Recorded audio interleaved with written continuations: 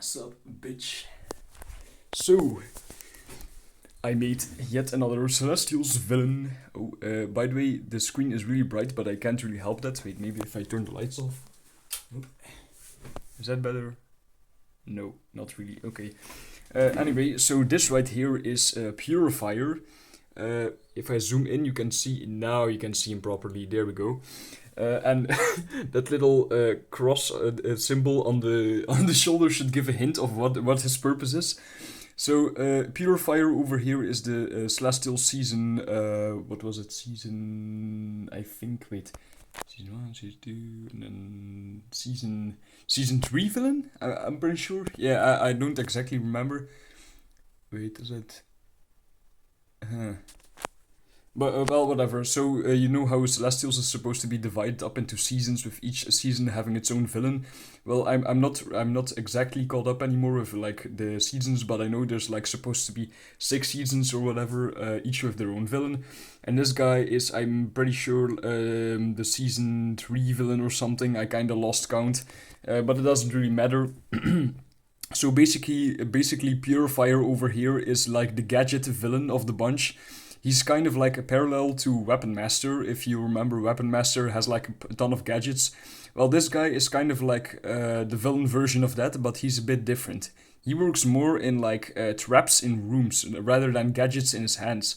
So if you imagine like Saw, if you remember those movies with Jigsaw, well, this guy kind of does the same.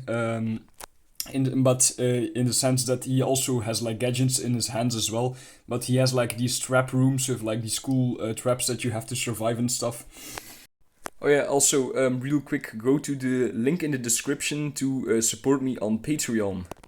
And his backstory, basically, to summarize it, he's a dude from from Finland that had a lot of bad things happen to him throughout his life, and there were all these connections with Jews, which eventually started to pile up like a gradual. There was like this gradual buildup of Jew hate, kind of like what happened with Hitler, and eventually he just snapped after a bunch of bad things kept happening. And he became a full-on Nazi. How do you pronounce that in English? I don't know. And he basically joins the villain force. Well, the hero force would probably be its official name for the heroes, but for the villain force, that probably wouldn't be the name, but it's just so you're got up with the ID. So he would basically join the villains of Celestials, and then in season 3 or whatever, like I said, I kind of lost count. Somewhere in that timeline, he would basically get rich from all the victims he would kill because he would take their money. And then on top of that, he would also get extra fundings because the villain force would basically let him do his thing for a bit. And that's why this guy would emerge into a season all of a sudden, because now he'd get like very relevant to the story. And wait, I'm thinking right now. You can see his design. He's kind of like covered himself with like sheets and like a mask, and the mask is basically to hide his scars because his face is all fucked up. The scars actually look similar to the one on the mask. So you can see it begins on the lip, goes all the way across the nose and the face, through the eye, and all the way to the eyebrow. So pretty big scar. And wait, I'm thinking now I can go a bit more in detail. So the way this would work is basically within the Celestial storyline, he would start kind of doing Saw, so like trapping people in rooms with traps and making them survive it, or they would die. And he would basically do this with Jews most of the times. And so to tell you about that, yeah. So the events that would happen to him would be something amongst the lines of in Finland, he would live in a poor area of Finland, and then like I said, it would be very gradual build up. Like Hitler didn't become like a Nazi overnight. There was a lot of build up to it. And so basically, there would be rich Jews who were very good in investing, that would kind of rule the neighborhood there. And this guy like grew up poor, and people in the town started to hate the Jews and stuff, and like accuse them of things, kind of like what happened in real life in the past. And then eventually he would like lose his job or something, and he would even wait, and then he would like try to look for a new one, but he'd have trouble doing that. And then eventually he would get mugged basically on the street for because he actually had cash on hand, by the way, and then he would get mugged for his cash. But on top of that, while getting mugged, he would also get beat up so bad that his face gets all fucked up, like I said. And then basically he would snap and he would like try and track down the criminals that mugged him, and eventually he would find out that two of them are actually Jewish, and that's when it would just he would just have enough of it, and he would just fully turn into a Nazi, Nazi, whatever. And from here, like I said, he joins the film force, blah blah blah blah. So it goes on like that, and basically Inferno and the whole like squad find out that this has been going on for a while in Finland now. That this guy is like literally trapping Jews into like I said, saw trap rooms, and he's like making them survive traps and stuff.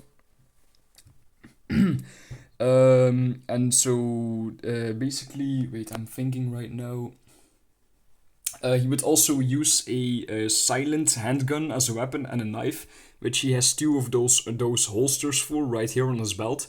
And you can see he has like a Napoleon-style arm pocket in his like this area of his stomach right here. But he would also be able to hide gadgets in there, and then basically when he would be fighting against like a hero or something, he would kind of fight with hand-to-hand combat. He would also use a mix of like his gun and his knife, and he would pull out the occasional gadget. But you can see like he's kind of like this robed guy, so he would also use his fists a lot. Because he's not like a weapon master where he can just pull out a bunch of gadgets and just start working with that. He would also use his fists a lot, this guy. You can tell he's supposed to be like this dark and edgy looking guy, and I think it looks really cool. And then wait, what else was there? Oh yeah, let's maybe go over the design real quick. So you can tell he's like cloaked. He kind of looks like a cult leader or something, because he would probably that's a part of the storyline. He would also have apprentices. And so he has like black boots, then he has like this big robe that goes all the way down to the knees. Then he has some like accent. I forgot what you called it in English, like the tiny robes or whatever across his arms. Then he has shoulder plates, and this one actually has like a swastika on it. And then here he has just a belt, two holsters for his gun and his knife, gloves. And then he has a chain with like a bullet on it, because it's kind of like World War style. Then he has the coolest part, of course, the mask. So you can see the mask has like fancy decorations on it, and it looks like a silver face with like a beard and a mustache and like the same scar across the face. And you can see the background is a bunker, because his hidden layer would be like a bunker where he does all the salt traps, but it would look a lot fancier than this one. This is just an image I got online, but it wouldn't look this dirty and like old. It would actually be kind of like in Squid Game, where they have like this really refined fancy like rooms. It would be a bit like that. But this is just for a nice background, because I feel like the main villains of Celestials deserve their each own cool background or whatever. Okay, and then for this more of the storyline, the way this would go down is eventually Inferno and the whole squad would track him down, and it would be a matter of just finding his bunker where he's hiding. And so first they would maybe like find him around the town or something, and like try to like stop many like attempts of like how do you say it, kidnapping people to get them into the bunker, and they would basically stop a bunch of his apprentices. And then to summarize the story, there would be this whole deal where Inferno and his whole squad would get trapped in the bunker, because they would find the bunker, but then they would be put into the salt traps as well, because this guy is like a criminal mastermind. And so now they would have to go to all of the puzzles and like the traps to survive, and they obviously would, especially when Weapon Master is there as well. And then there would definitely be a lot of trouble, but they would survive. And later on in the story, basically one of the apprentices would turn on him and try to like kill him, because he realizes eventually that all of this is wrong. So like his right hand man would betray him, and then this would be when they're all fighting this guy basically. But that would only happen after like a while when once they've gotten out of all the traps, gone through a lot of like dialogue, and eventually they find him like in person and they're like standing near him. Then they would actually start like fighting 101, and they would this guy would run and hide throughout the building and like use his doors and traps to his advantage, and they would try to find him and track him down again. And like I said, his apprentice would betray him, and basically he would kill his apprentice, but he would also be damaged enough for like Inferno and the whole squad to go in for the kill. And then that's when Inferno gets the genius idea to basically blow the whole place up. Because remember, this is a bunker we're talking about, and Inferno is literally made out of like a ghost made of fire. So the whole thing with Inferno is he has a lot of destructive power, but like 80% of the times he can't use it. But now that he's in a bunker, he can just let it rip, so to speak, freely, because it's not gonna cause any damage to other people. And by now, all the victims have already like been killed in the bunker. So then they come up with that plan, and they basically they keep this guy, so Purifier, that's his name. They keep Purifier running around the building. As they kind of distract him 101, because you have to remember, Inferno is not the only one there. He has like a whole team of other heroes with him. So like his close hero friends, and then basically they call in a bunch of like explosive barrels. They gather all the flammable material in the building, kind of place it around.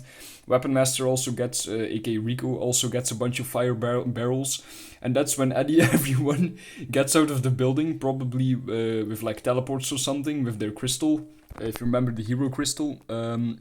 But Inferno stays in the building.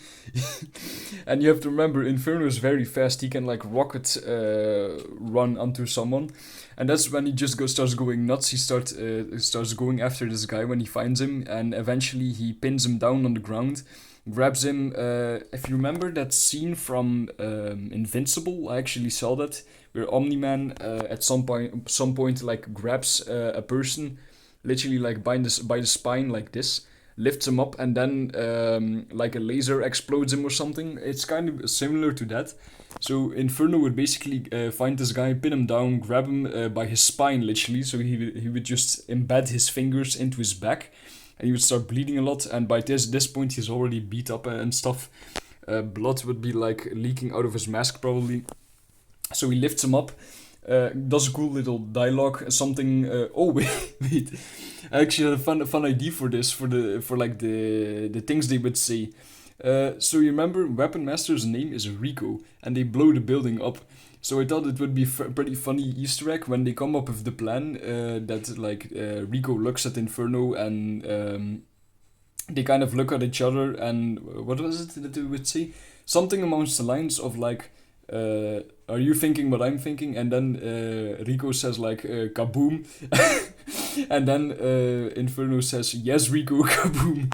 So that would be a pretty funny Madagascar reference. And then on top of that, when he has him by the spine, he would probably say something amongst the lines of like, enjoy burning in hell or something. I'm not sure yet.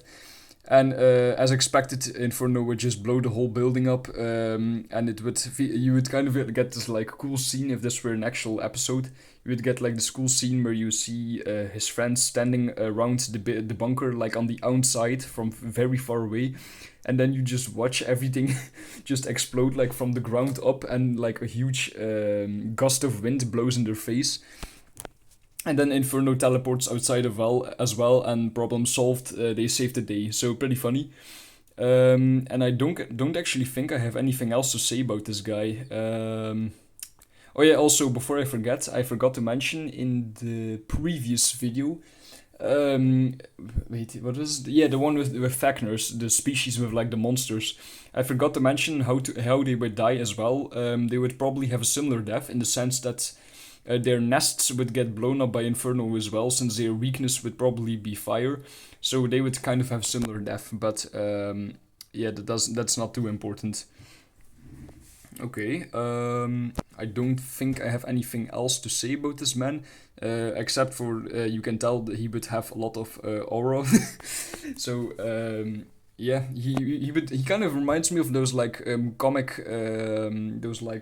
comic super villains, kind of like Albert Wesker from Resident Evil, but like um, World War II, so pretty cool.